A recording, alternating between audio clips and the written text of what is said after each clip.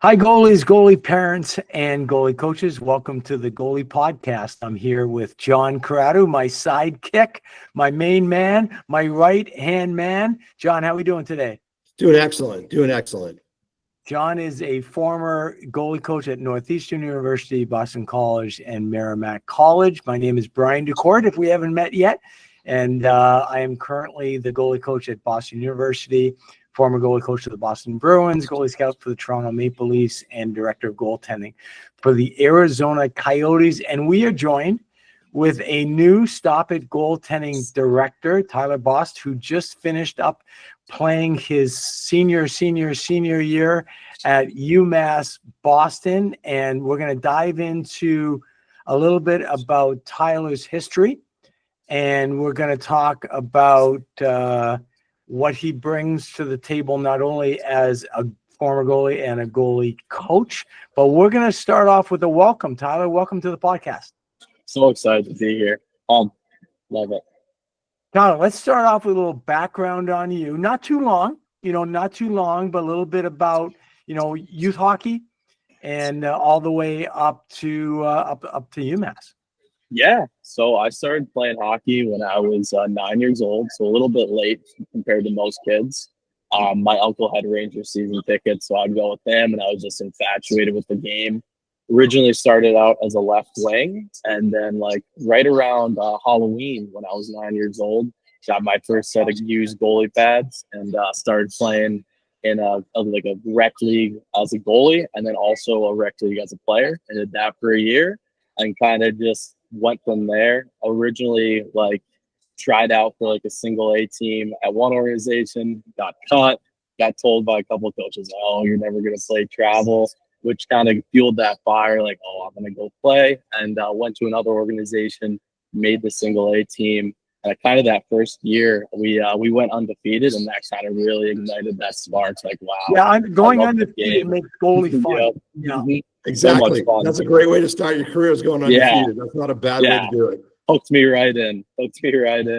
Next year, oddly enough, worst team in the league. I think we had two wins all year, so I really got the total polar opposites right off the bat.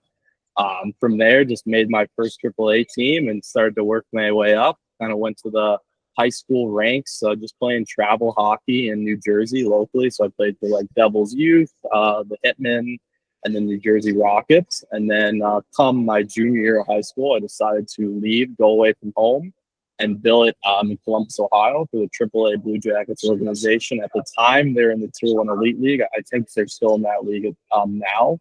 And yeah, I got my first experience living away from home. All right, so how old were you there? I was 16. All right, so 16, as opposed to going, let's say, the prep school route or the academy route, then you went to a club program and you moved out of town to do that. Yes. So I almost went the prep school route. I was very, very close to going to Gunnery. Just kind of looked at the games played, and they had a goalie, I think, who was committed to West Point at that time.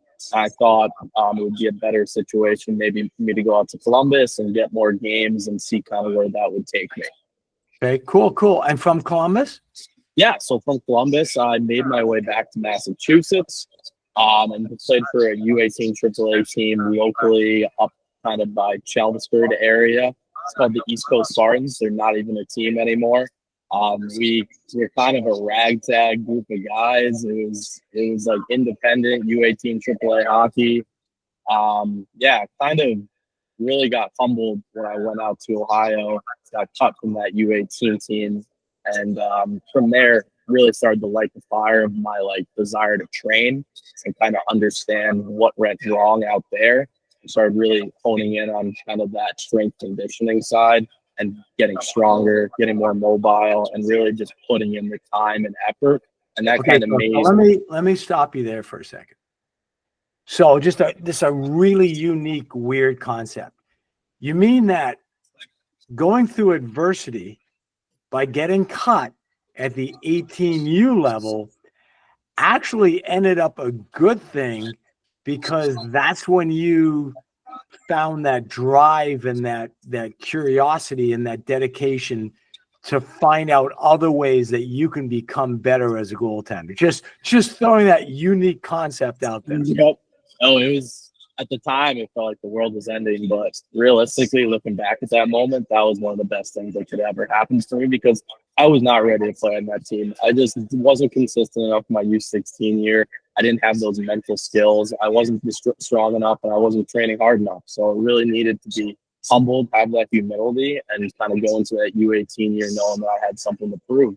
And had a really good year that year, and I was able to get a contract in the EHL with Walpole, and kind of went on with my junior career from there, which was a lot of different places, a lot of different leagues all over the country. Very crazy.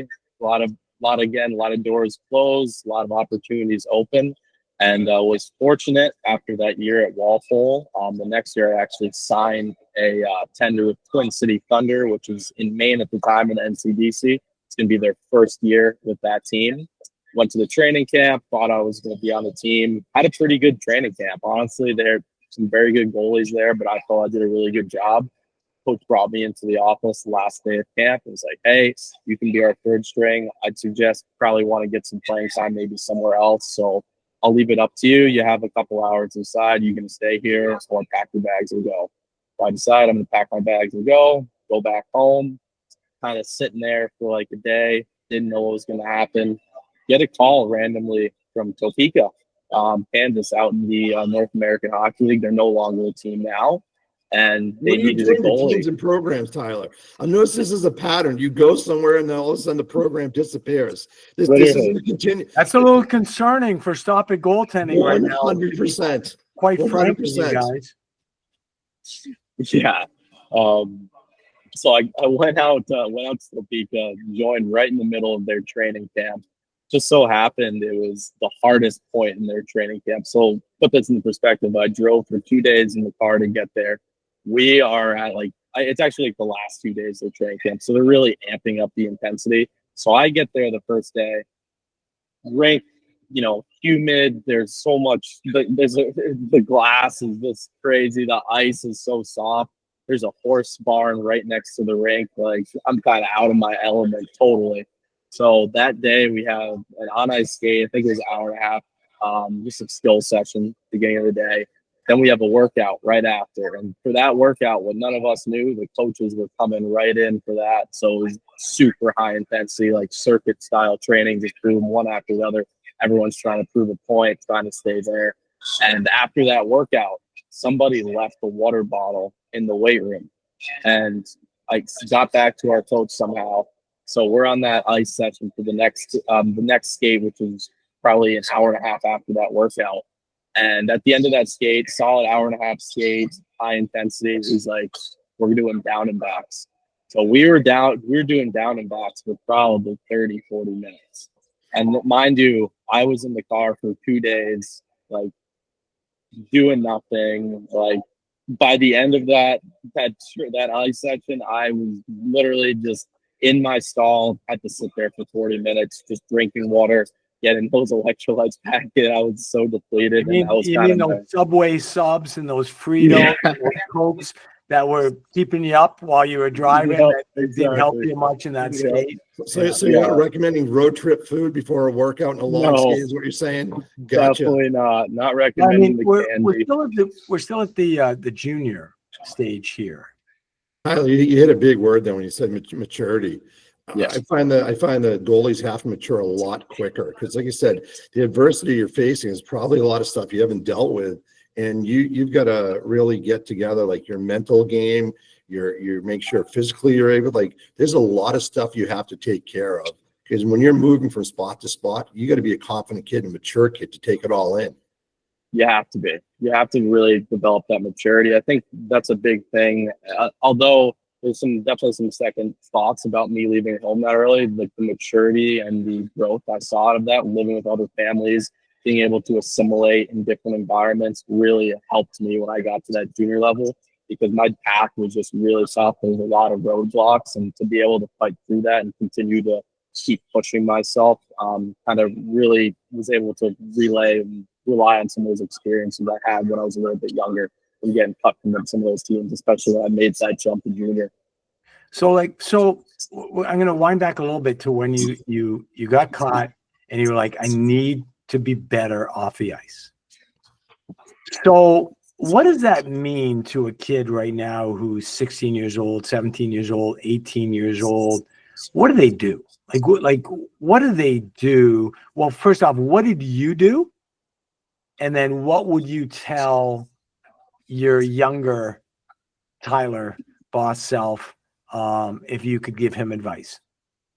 So for me, what did I do? At that time, I think I didn't really know what hard work is originally. I'm an only child, lived a pretty very nice life, wasn't challenged and had that adversity. So I think the first thing I really need to do is just be honest with yourself. You have to have that honest conversation with yourself about where you're at. And then from there, kind of evaluate what your weak points are. For me, I wasn't a very strong kid. I was tall and lanky. So especially when you're younger, it's going to be hard to build muscle mass with that type of frame. So understanding who you are and what kind of your deficiencies are was able to allow me to formulate a plan and do some research. And what really helped me was when I was about 19, understanding hey, I'm not the most mobile guy. I'm not the most flexible guy. I need to work on this. So investing my time looking at Maria Tyler, not to interrupt you because you're hitting on such a great point when you're talking about recognizing things you need to work on, what you need to focus on. Give me some advice to explain this to a younger kid, because as a coach sometimes you're not quite getting the message through. What's a different way you can approach it? Because there's a lot of kids that you see that are good goaltenders, good athletes, but they're missing one or two things. How do you get them to reflect on that or to really notice that within themselves? I think the biggest thing you could advocate for as a coach is journaling. That's really what helped me. Journaling post practice, maybe it's in the morning, at night. There's a lot of different routines with journaling, a lot of different avenues you can go. For me, what really helped is writing things down after practice, focusing on probably 7 to 10 really good things I did and maybe 1 or 2 things that I'm deficient at, and honing in on those deficiencies and not changing it every single time I go on the ice, knowing those 1 or 2 things and eventually I get those things, go on to the next few things that I'm noticing or patterns I need to work on. So it's so funny you mentioned journaling, because I was on a flight yesterday and I watched The Last Samurai. John might remember The Last Samurai with Tom Cruise. Do you remember that movie? Long time ago. And he journaled. At the end of the days or whatever, he wrote down all his experiences, and that was, really fascinating to me that he journaled. Well, it's funny you talk about journaling. Just a call back to a past guest, Karen, who was on a couple of weeks ago. She got me into journaling about 18 months ago, and now there's a group of friends of us that we write down 1 or 2 positive things that happen each day to us, and then we share it amongst a group. And then you realize, geez, it was a good week, even though you think you might have had an off week or you didn't get as much accomplished as you want, but you can look back and go, I got this done today. This was fun today. Something good happened. And I've become a big fan of it. It's just a great way to kind of get your thoughts down, get your ideas down, and see the progress you've made during a week. It's been so beneficial for me, and even moving into goalie coaching here, it's something that I've done these last 2 weeks, just trying to take little notes after those sessions and evaluate where you're at, where you need to work on. And if you use that in daily life, you will be so much better for it in the long run. So how did you move from junior into college? Tell me about that experience. Everybody wants to go D1, and that's what you were working towards. When did you decide, hey, D1's not going to happen, I'm going to go with this D3 opportunity? How did that experience go for you? It's really tough for me. So kind of with that Topeka year, just give you the spark notes a little bit, not get into every path I went down, but by the end of the year, I finished in St. Cloud. So I got there around Thanksgiving time, was the backup for the first couple of weeks, and then I got a really hot start. We played Aberdeen, who had just won the Robertson Cup the year before, and I played I think it was 4 or 5 games in a row against them, and my save percentage was all above 900. Beat them one of the games, which our organization hadn't done in a couple of years. I started to get my name around, and I talked to a couple of Division I schools, and I kind of was okay, this might be the opportunity for me. I should pursue this. Later, kind of getting more towards, because this was the COVID year, a little bit closer towards March, my numbers went down again and kind of was leveled back out. But going into that last year junior, I was like, okay, well, I have some of these schools that I was in contact with. Like, I feel like I can play Division I hockey. Like, I'm going to go and pursue this. What I didn't really know was how crazy that next year was going to be. So that's what really put a wrench in things, because I decided, you know what? I've got this opportunity in Canada that came up to go play in the CCHL. The year before, they had two goalies. I think actually one goalie went to Division I. Alexis Landis was committed to Western Michigan. The other goalie is to Amherst. So it's like, okay, if I go here, they have a proven track record of moving goalies on. Their GM and coach, Marty Abrams, at the time, he was a goaltender himself, I think, drafted in the NHL. So it's like, wow, this is a really good spot for me to go and play my last year and see what happens. Just see what happens. And wasn't able to get over the border. Didn't play hockey for like a couple months. Kind of at that time realized. Just to clarify, that was COVID. Yep. Yeah, that was 2020. So really that beginning time of COVID, that 2020, 2021 season where everyone was in lockdown and it was, some people just didn't play, you know? And kind of during that time, I realized my patella was starting to like really hurt. I would wrap it up with like 2 ace bandages every practice and just try to get through it, because I was training by myself. And around October, I realized, you know what? I haven't played any games yet. I have these D3 schools that I'm still talking to. Talked to a few different ones. Kind of made my decision. I had an opportunity to go in mid-year to UNE, and I was like, you know what? Maybe that's not the right fit. Let me see. And I still was talking to Nichols, which is the D3 school that I originally went to. And I just really liked the coaching staff and felt like it would be a really good opportunity for me to play. And at that time, major-wise, I was thinking about like being like sports agents. They had a pretty good sports management program there. So I was like, okay, this seems like a good fit. So I committed there at the beginning of that year, around October. And originally, I talked with the coach. He's like, yeah, if you get a Division I commitment, you can go and take that. Not knowing that he probably knew I wasn't going to get that, but I thought I could get it. Yeah. Yeah. Hey, Tyler, you mentioned something that's so important, and when you're talking about picking your school out, you found stuff academically that you were interested in. So many kids sometimes go to school thinking it's just going to be hockey and I'll find something else academically to do. I think when you're going to school, especially if you're looking at D3, you got to find academically what that school has to offer you, what you like about it academically, how it's going to work for you. And then the hockey is going to be a wonderful bonus, and you can be able to play that too. So again, that just shows a lot of maturity on your part at that age to recognize that. Yeah, I mean, making sure too you're going to like the right school. Like I remember talking to some next SCAC schools that were all liberal arts schools. I'm like, you know what? That isn't really what I'm interested in. So I didn't think it made sense for me to go there with majors that I just didn't have much interest in. That's why I kind of chose my path and where I wanted to go to school. So how did Nichols sports management turn into sports science? Yeah. So I was always just like fascinated with strength conditioning and like how the body works. And that really was cultivated from like doing Maria's programs and like really investing my time in that. Yeah, Maria Mountain. Yep. And kind of my freshman year, like first semester, we had a great strength conditioning coach, Coach Ruff. He actually recently just accepted a job with Dartmouth now. He had just graduated from the Merrimack fellowship program, which is like a really, really good strength and conditioning graduate program. And he was there, and he's like needed interns, and I was always really interested. So soon as my hockey season ended my freshman year, I just started interning with him and started getting reps. And all 3 years I was at Nichols, I just kept getting reps. I stayed in the weight room. Before the season, I'd be in the weight room. After the season, I'd be in the weight room.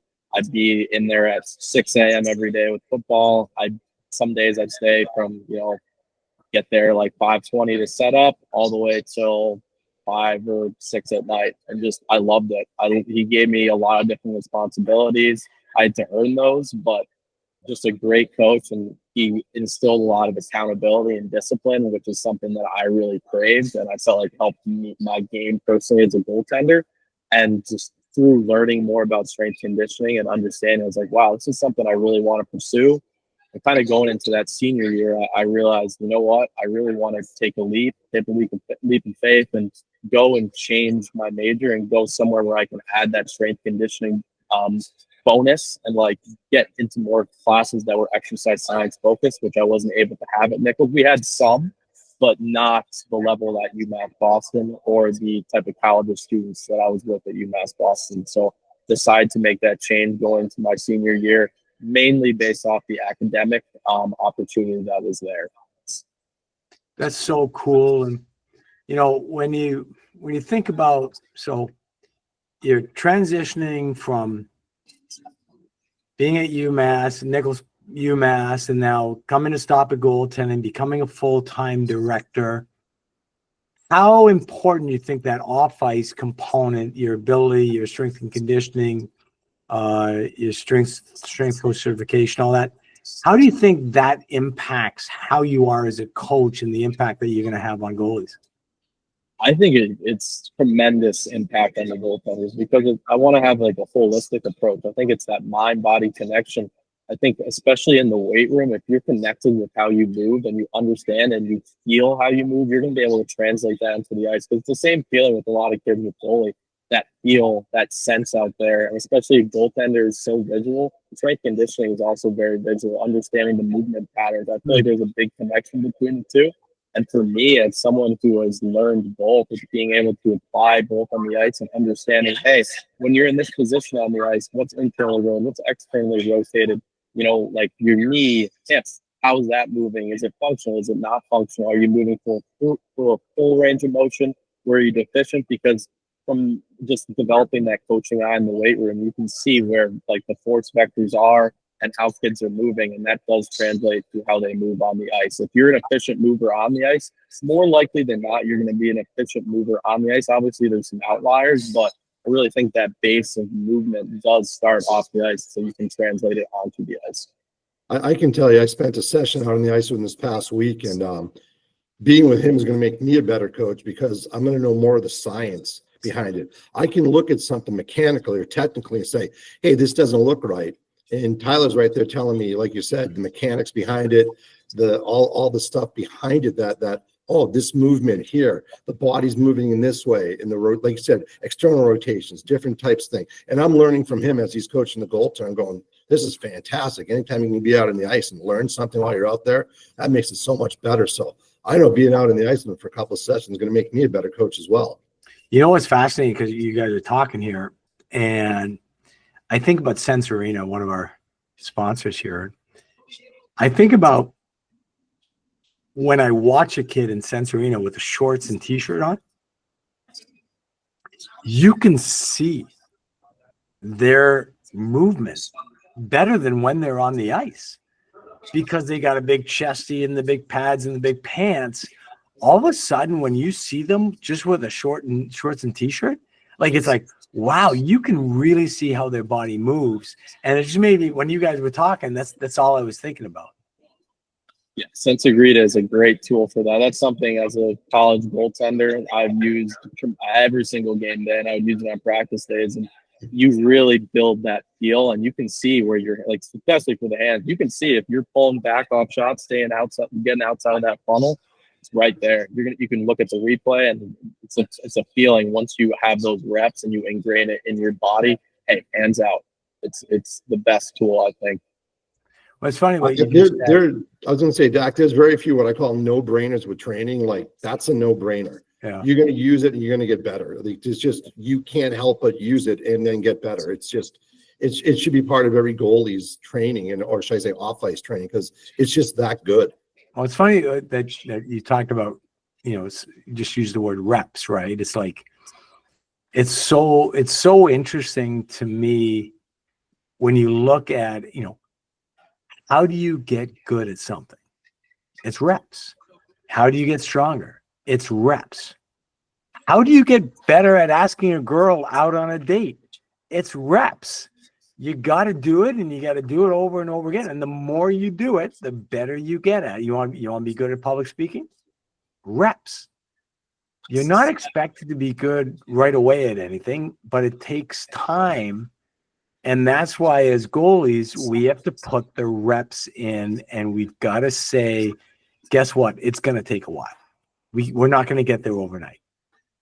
I got to go back. I got to agree with you. But what Tyler's going to do is he's going to make those reps easier because he's going to take the wear and tear off of your body.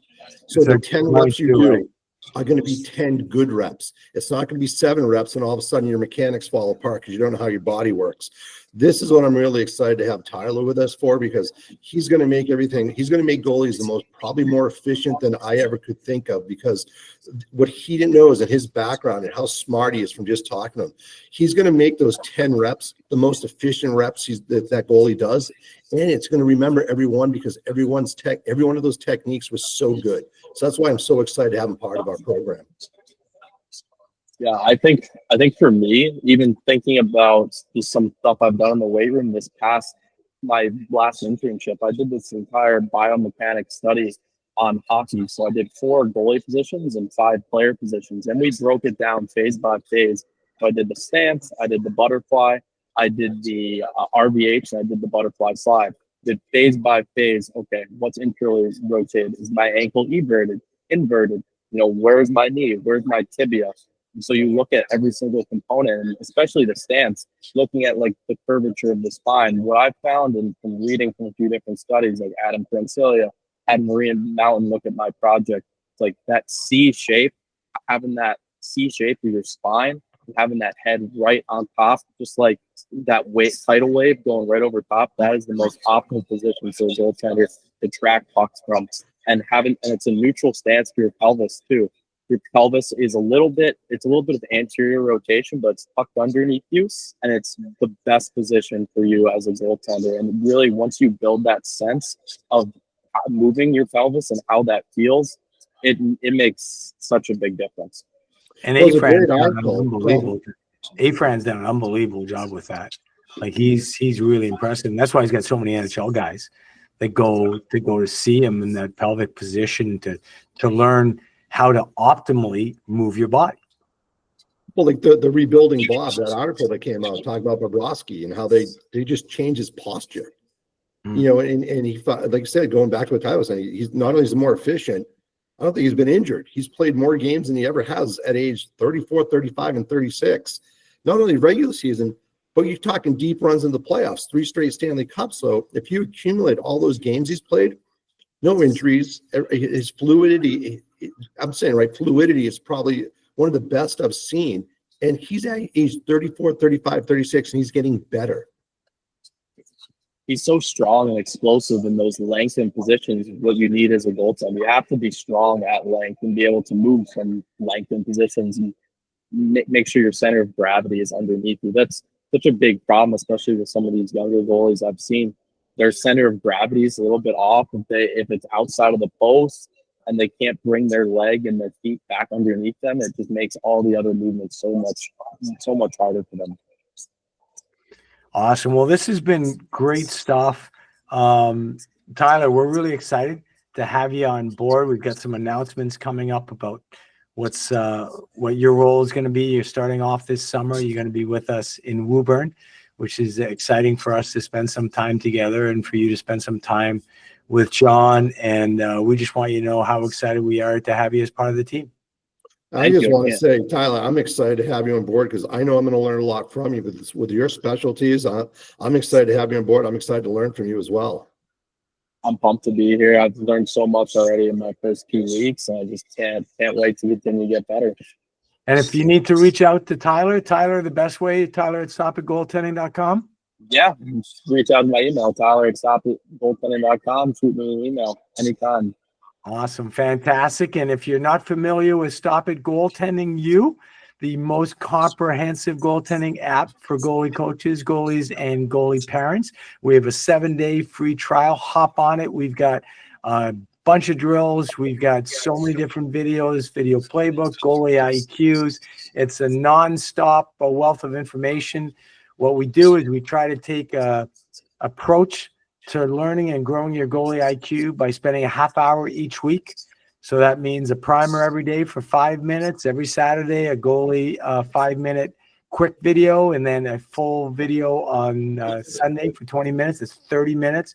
If you commit 30 minutes a year of 30 minutes a week, your IQ as being a goalie is going to go through the roof. So, Tyler, once again, thank you. John, as always, thank you for being you and being part of the podcast. And hopefully we'll catch everybody at the next one. Bye.